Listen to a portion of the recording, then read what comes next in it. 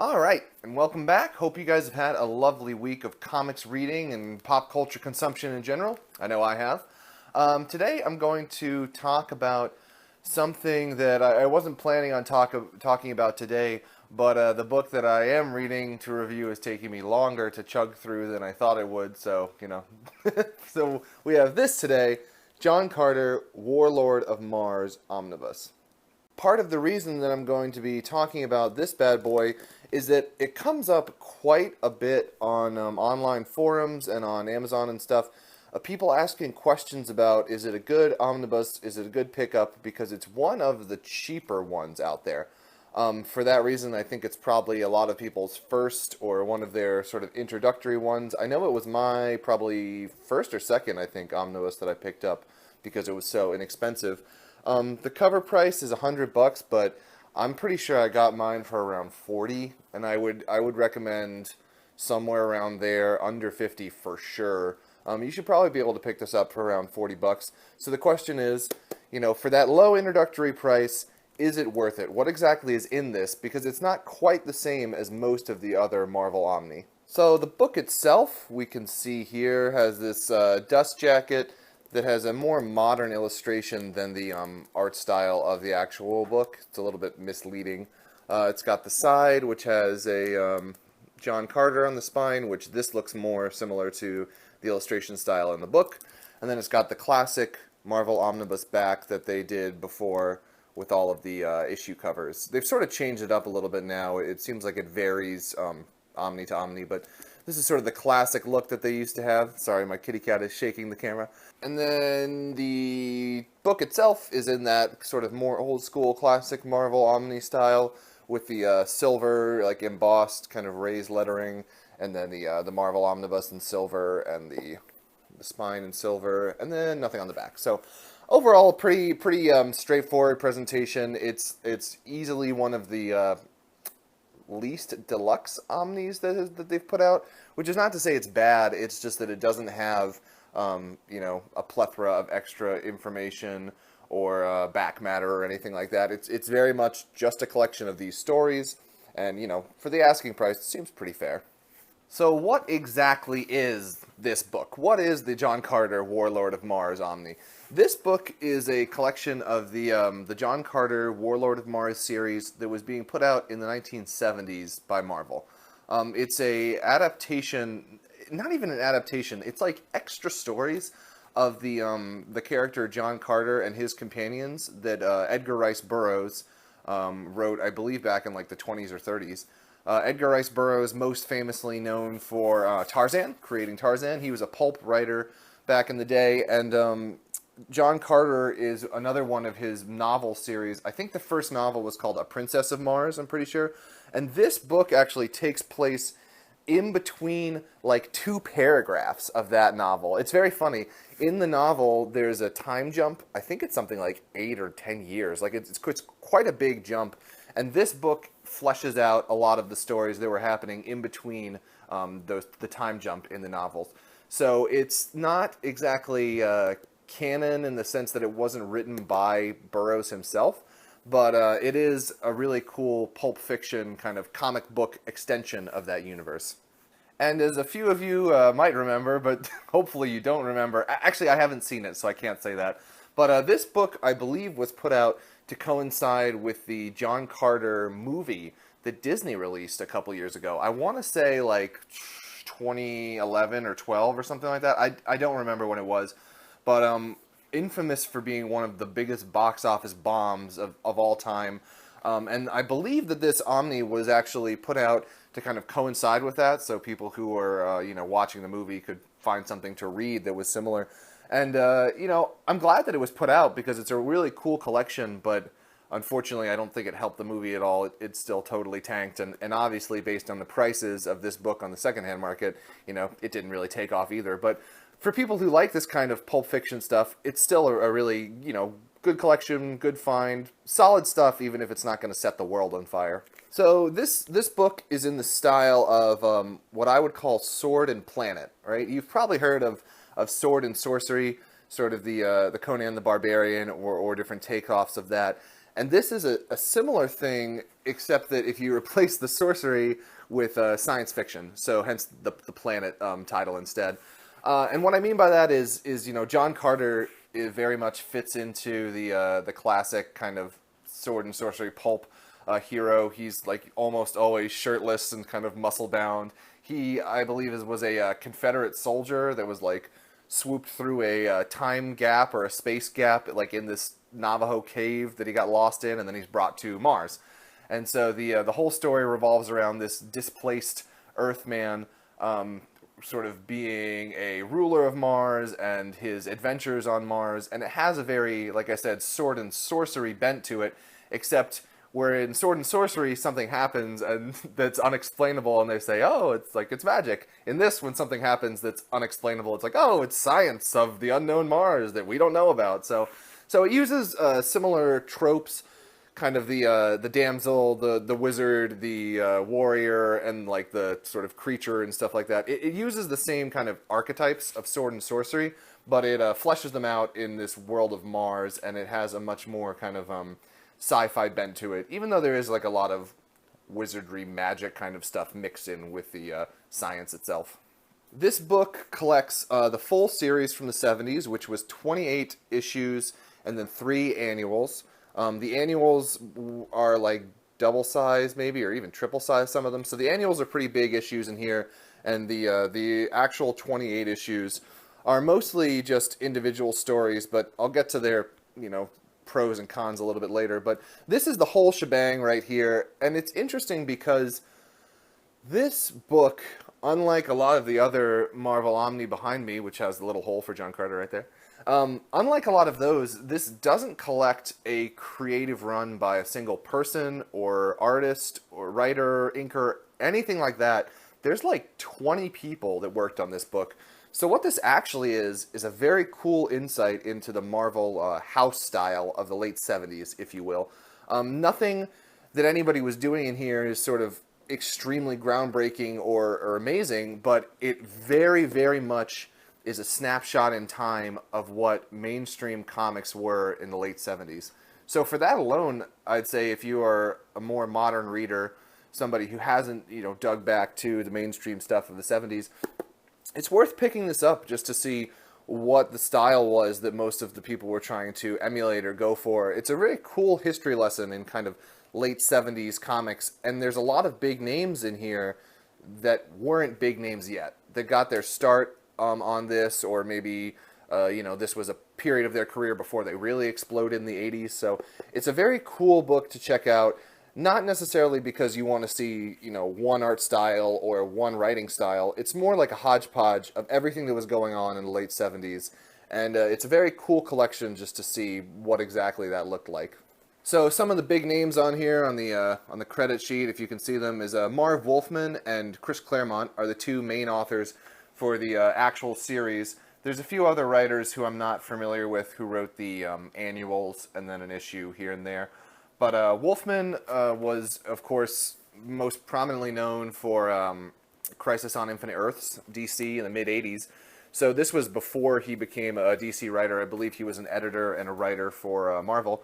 And then Chris Claremont, most known for his gigantically huge X-Men run from the late 70s all the way up to like 1993 or something like that. So this was pre-X-Men for him as well. And then there's a variety of pencilers, including Gil Kane, who does the first 10 issues, who has like this really, really solid action art style, very much in the sword and sorcery vein. Dave Cockrum, who does inking on a few of these and pencils on one, but is probably best known for doing the X-Men relaunch with Len Wein, where he sort of introduced all the X-Men that we know today in like the early 70s. Sal Buscema, the brother of John Buscema. Carmine Infantino, who has some excellent issues in here. He was one of the ushers, I don't know if that's the right word, but he was one of the pencilers in the sort of the start of the Silver Age, like 60s, and he worked on The Flash famously and a few other things. So by the late 70s, he had moved to Marvel. There's actually an issue in here there's 3 issues by Frank Miller, Larry Hama, and Walter Simonson, which is kind of interesting. Frank Miller obviously would go on very soon after this to write Daredevil and draw Daredevil, and then move on to his, Dark Knight and everything else in the 80s. Walt Simonson, who would do Thor, a really acclaimed run on Thor about almost a decade after this in the mid-80s. And then also Larry Hama, who was best known for writing and drawing almost, I think, the entire run of the G.I. Joe comics that Marvel was putting out that really made G.I. Joe a very famous brand around that time. And the cool thing about this is that you can see these guys penciling these issues in here, but personally, if you were to tell me that, point to one of these issues and say, this is a Walt Simonson issue or this is a Frank Miller issue, I almost couldn't tell. Because this is sort of like before they really developed their signature style, what they would be known for. So, again, it's a cool snapshot into this time period where these guys who would become, real superstars later on were kind of drawing in this homogenous kind of style. And you can really see what Marvel was asking of their artists at this time and what eventually these guys would go on to kind of carve out their own space in the comics art world. Moving on to the issues themselves, they are, like I said earlier, a hodgepodge of different things. The writing on most of them is pretty tropey, in the sense that it's not very subtle. It's very straightforward. It has a lot of expositionary dialogue. This was sort of a time in comics where if something was happening in the scene, in the panel, they wouldn't just let the panel speak for itself artistically. They would either have to have something explaining what was going on in the panel, so there's a lot of sort of narration going on, or they would have to have, thought bubbles coming up where somebody's doing something and they're thinking about what they're doing at the same time, because I guess the readers of this time weren't kind of used to filling it in themselves with just the art. I'm not really sure. It wasn't where we are today with comics, so it's a little bit strange to go back for somebody like me who's grown up with more modern styles of comic book storytelling. But it's not bad. It's just very heavy-handed in the writing department. Mostly, I would say the art is hit or miss, depending on just who is doing it. Most of it is pretty cool. It has like a very bright color palette. It has a lot of action scenes, some really cool pencils and artistic stuff from a lot of these guys. Especially, in my opinion, Carmine Infantino. His couple issues in here, I think they're like 12 to 14, have some awesome, look at this 2-page spread. That is a crazy awesome picture right there. I think he probably has the strongest stuff in here. And then on the flip side, there are some of these later issues that look like ass and a half. Oh my god, they suck. Just the John Carter's face in that, the whole thing. The proportions of everybody are really weird. These are done by Ernie Colon, who I don't know from anything else really, but, I just don't like his stuff. There's hardly any background detail. It's all just really ugly, poorly rendered people, and it's not for me at all. God, look at that. That's awful. Just in my opinion, that just looks so bad. So the art, unfortunately, is a little bit here and there, but that's kind of part of the charm of this book, I guess, is that it does have, its ups and downs, and it shows you just who was bopping around the scene at this point in time. I think, it's going to look good to some people more than to others. To me personally, the inking is a little heavy-handed. It looks all over-rendered. Every man in here has a 24-pack, and it's all very harshly inked out. So it's not exactly my favorite art style, barring a few of the issues that I talked about in here. But if you're somebody who's into the older kind of black and white Pulp Fiction stuff, or the Conan comics and things, this will probably be right up your alley. It's a very cool mishmash of sword and sorcery tropes and science fiction tropes. It's pretty awesome overall. One of the things that I really liked about this book, I think its strength is probably its characters. There's a lot of cool characters in here. Mostly it revolves around John Carter, the Warlord of Mars. I believe you would say Deja Thoris, his wife, and a few of his other companions. But the cool thing, I think, here's a pinup of Deja. I think it's really cool to actually have the relationship between John Carter and Deja Thoris in here, because it seems to me like something that's not that common in Sword and Sorcery, is that they're married, husband and wife, and a lot of the book is them sort of getting separated from each other and like reaffirming their love for each other and trying to find each other or help each other in these situations. And she's a badass too. Like she gets captured and then pretends to be an assassin at different points and like fights all these different people because of John Carter's training. It's nice, actually, in my opinion, to see that couple be the central part of a Sword and Sorcery instead of somebody like Conan or something where it's like he's wandering from woman to woman and kind of this misogynistic thing, which is not to say that this book is without misogyny. It is quite in that time where sometimes a woman will ask a question and they'll be like, oh, silly lady, like leave that to the men. And it's really gross and weird in that way. But it does have that kind of underlying couple in here, which really holds a lot of the book together. And I really enjoyed that dynamic a lot. But I would say the biggest weakness that this has is that it tries to do story arcs when it shouldn't. And what I mean by that is there are basically 2 or 3 long story arcs in here that are like 8 or 9 issues, and each one is like the Air Pilots of Mars, Part 1, Part 2, Part 3, Part 4, all the way up to Part 9. And the thing is that it doesn't really help the story at all.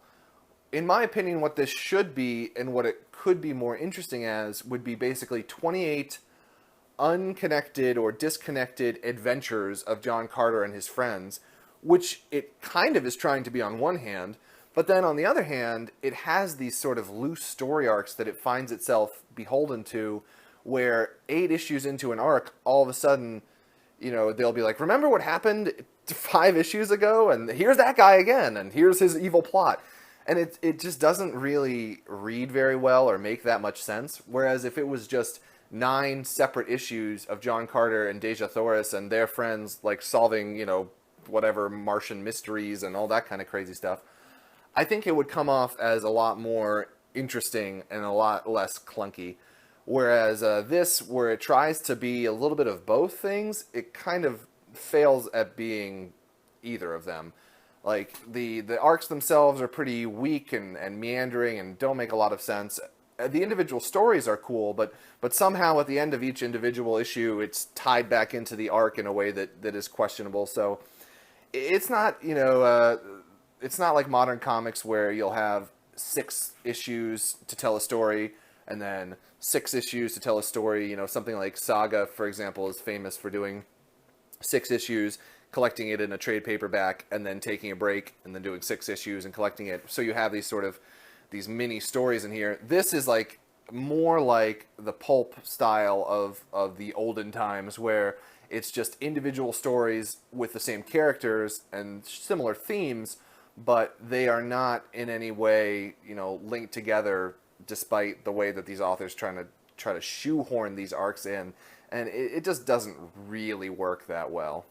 Overall, I would say probably pick this up. It's not going to be for everyone. If you can find it for between $30 to $50, somewhere in that sweet spot price range of about $40, I would go ahead and grab it. It's a very cool book just because of the style of it, the older school artistic style, and it's especially for people who are into, like I've said many times, Sword and Planet, Sword and Sorcery, any of that kind of stuff, or the pulp fiction old school, Robert Howard or Edgar Rice Burroughs.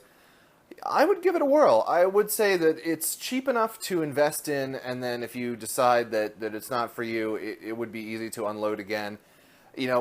Go into it realizing that it's an older comic, and that if you are, expecting something like a lot of these more modern runs, and it's just not here. And that's cool. Like, it's its own thing. It is not something that modern comic fans are probably used to reading, unless you are into the pulp stuff or the Conan comics that are still coming out. But I would say pretty much anybody could jump on this and probably enjoy it just for the fun romp through Mars that it is. It's not going to change your life. It's not going to have any, crazy revelations about the world and the universe. It is just going to be shirtless dudes stabbing each other, lots of boobies, and some cool monsters in between. Like, it's fine for what it is. If any of those three things sound good to you, give it a whirl. As always, I would like to thank all of you who watched this very, very much. I just broke 300 subscribers. What? So I'm very excited. I love doing all these things, and I love the comments that you guys are giving. Please continue throwing anything my way. I'd love to get discussions going.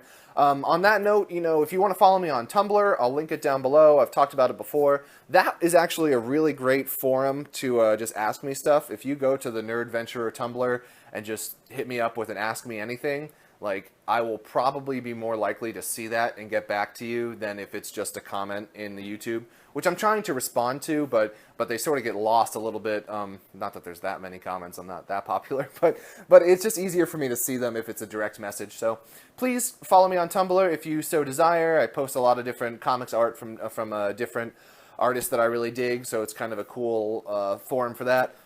Give this video a like if you enjoyed it, a dislike if you didn't enjoy it, hit that subscribe button if you'd like to keep seeing more of my content, and I will see you guys next week with another video, although I'm not exactly sure the timing of it because I'm going to be going on a little trip, which I'm about to make another video for, so I will see you in the not too distant future with more comics related content. Hope you have an excellent week.